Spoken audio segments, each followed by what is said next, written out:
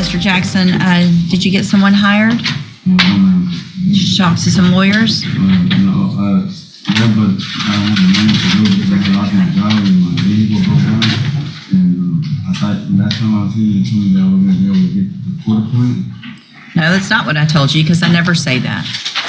I told you to either try to get a job. I told you to talk to 3 attorneys because they charge different amounts, and that if you did all of that, then I would consider your options. But I never say I'm going to give you a court-appointed attorney, so that's not what I told you. I already talked to the attorney before. Okay. And the last time I was going to hire one, it was he was from Orange, and he didn't want to do Beaumont no more. Okay, so did you try to call some Beaumont lawyers?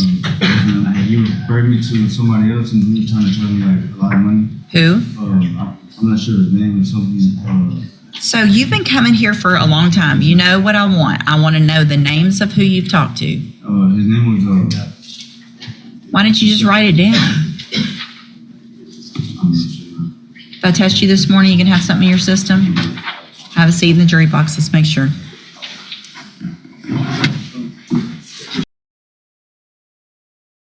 Come up, please.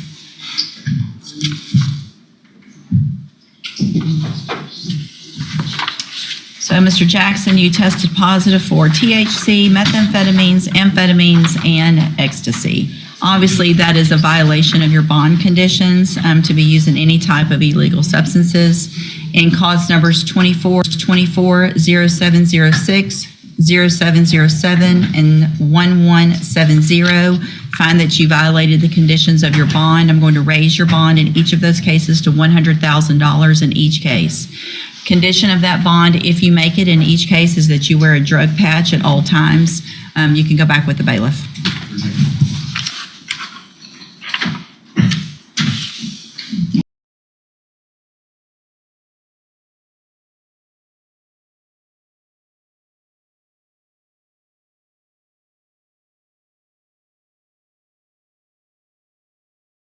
That's all good. All right, Mr. Coleman. I'll be brief, Judge. The defendant is here through his own actions, and if that has a negative impact on his licensing, then it's because of his own fault. The state's recommendation is based on the defendant's criminal history and the nature of the offense, the nature of leaving this infant child in a car that reeked of marijuana. And that's really all I have. If I could just respond briefly, it seems like that obviously he's got to support the family, and that's in the child's interest that he maintain employment, that he's able to support the family. So, Do you have regular drug testing with your job? Yes, ma'am.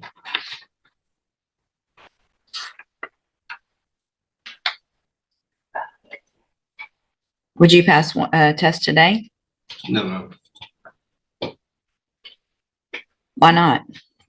I figured we were going to get probation, so we were going to stop. We stopped last Friday. So you're on. what would you be dirty? Marijuana. That's it. It's not that's it, Just right? It's just not that's it. You have how many prior marijuana related offenses? There was marijuana smell with the baby in the car with you and your baby's mother. You're here thinking, yep, she's just going to give me probation, so we'll start a week before. Stop smoking when you shouldn't have been smoking the whole time. Like, that is the craziest thought process.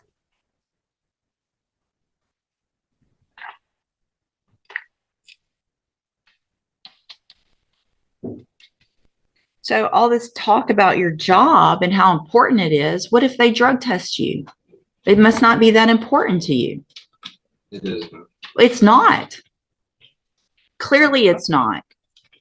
Taking care of your family is clearly not a priority if you're still smoking marijuana, knowing that you could lose your job, knowing that you could go to prison.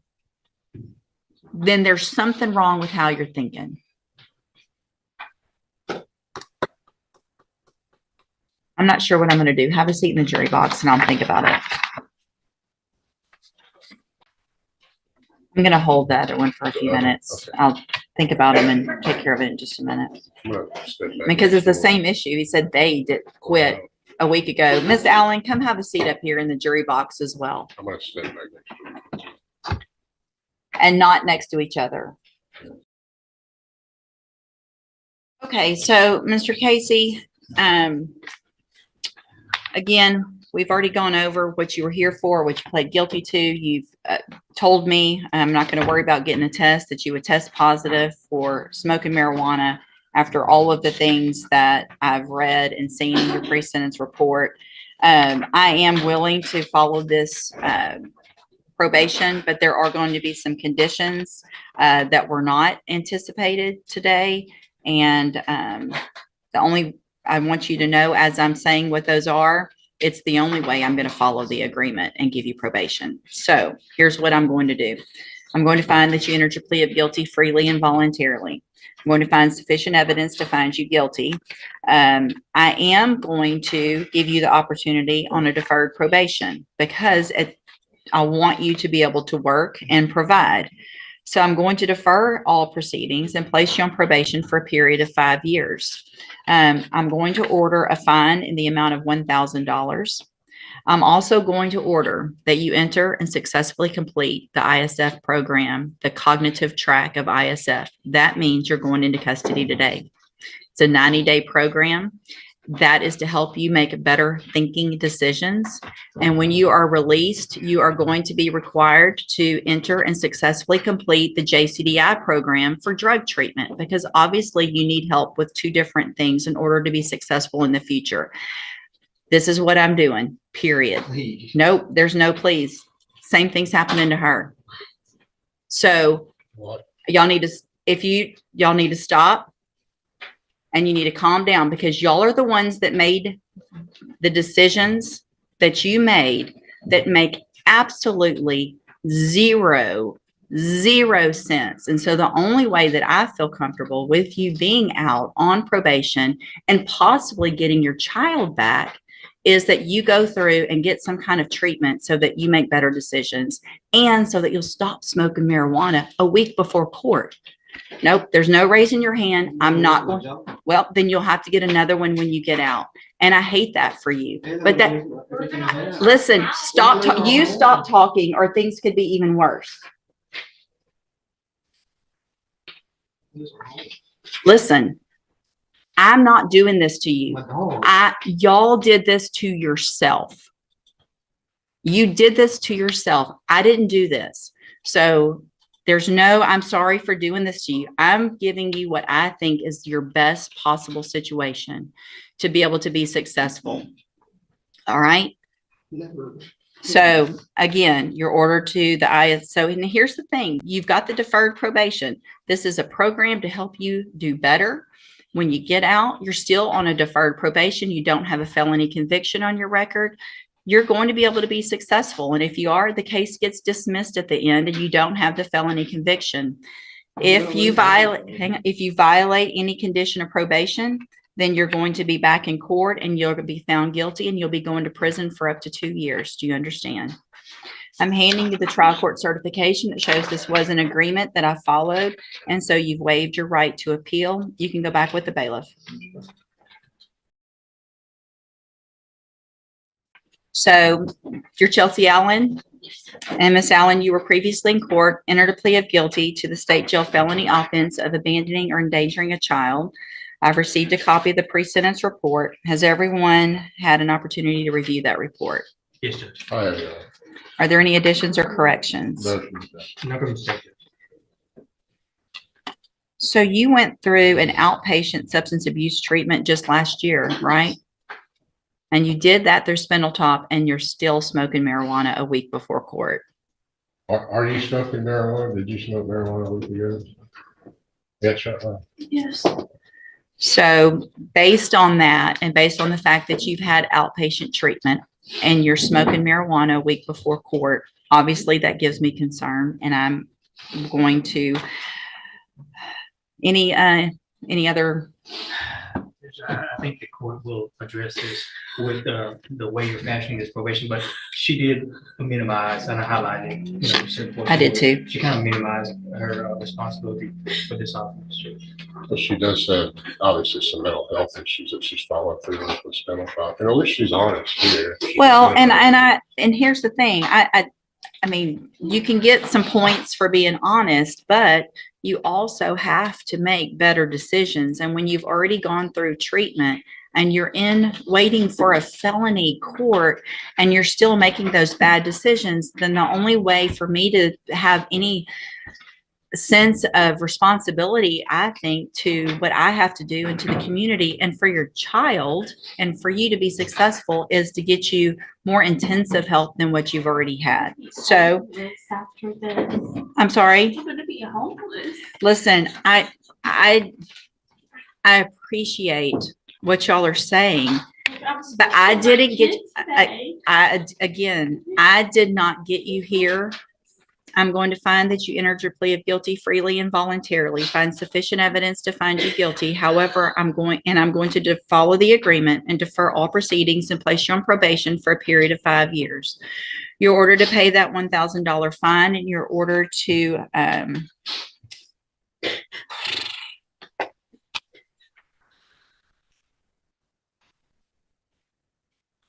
Yes, Your Honor, my thinking was that perhaps the court's concerns could be addressed in action. I'm considering something a little bit different for Miss Allen. I know that probably doesn't help a lot financially, but just based on the situation before with Spinal Top, just take a breath. We do have that here. I know. Take a breath.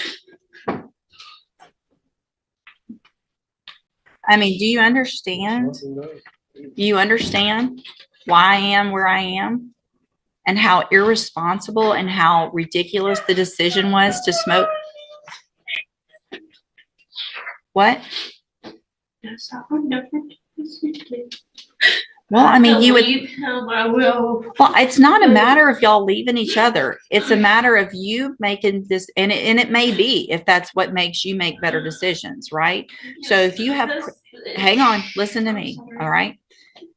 If you're feeling pressure to make decisions and to smoke and these decisions that make no sense, then you have to do at this point what's right for you, because you, regardless of what happens to him, are looking at going to prison for making those decisions. Whether you feel pressure for them, whether you make them on your own, it's time for you to take that personal responsibility and do what's best for you and your child that you don't even have right now, and that you're not going to get if you keep making these bad decisions, right? All right, so here's what I'm going to do, Chelsea. I'm going to order as a condition of your probation that you enter and successfully complete the JCDI program or the Spinal Top ATAR program, the drug program through Spinal Top. Whichever one probation feels is more appropriate, then that's what you're going to be ordered to do. Those are outpatient programs. That means you can be out. You can try to salvage whatever you can without his income for a few months, and you can make some decisions on what's best for you, right? And you can make those decisions without any pressure, okay? So this is your opportunity. You're not going to get it again. Do you understand? So if you violate this probation, you're going to be back in here. I'm going to remember, because y'all been, unfortunately for certain people, I don't always remember things, and they can tell you that. When I do remember, it's usually not a good thing, right? Because I remember I either gave you some opportunity that someone said I might not should. That's going to be reminded to me when we come back. I want you to take this opportunity and do right. You're going to have to do parenting classes if you haven't already through CPS. Completed though. Good. Completed parenting classes. Good. Mental health classes. Good. And the spinal top classes. Perfect. So as far as you having visitation with your child, what is the situation, and are there any court orders right now? The court order for the visitation for a child is that We are supposed to visit him every Sunday from 1 to 5. So y'all have some family court orders already? Yes. Is that through CPS and the family court or just CPS? I believe it's through the family court. Okay. They you- told us when our case got closed that they were waiting for the judge to sign off on the agreement we made for visitations and. So here's the Okay. thing, I'm fine with visitation, but it's not going to be unsupervised until I make Yeah, sure that it's you not get, allowed to be. Okay. I'm sorry. that's okay, that's okay. So if you get to a point in the family law matter where they start allowing unsupervised visitation, you need to talk to your probation officer about that so that I can then modify if I feel like it's appropriate and you've done everything you're supposed to on probation, because you have to have my permission to have unsupervised visitation with the child as well. So not just them, but me too. And that's going to depend on how you're doing in JCDI or through the Spindletop Mental Health and substance abuse services. If you're doing everything you're supposed to, you're following all those rules, you've done everything through CPS and family court, then I want you to get your child back. I want you to have those visitations and be working towards that. It's only going to happen if I feel like you're doing everything you're supposed to. All right. So this was an agreement. I followed it. You've waived your right to appeal. I'm going to hand you the trial court certification that shows this was that agreement, and so you have waived it. Anything else, Mr. Coleman? No, Judge. Okay. So again, Ms. Allen, I want you to take advantage of this opportunity, right? You make decisions. There's going to be, I'm sure he's very upset, but you need to make decisions for yourself right now with the opportunity that you're being given. Okay? Yes. All right. Have a seat, probation. I'll talk to you when she's ready. Just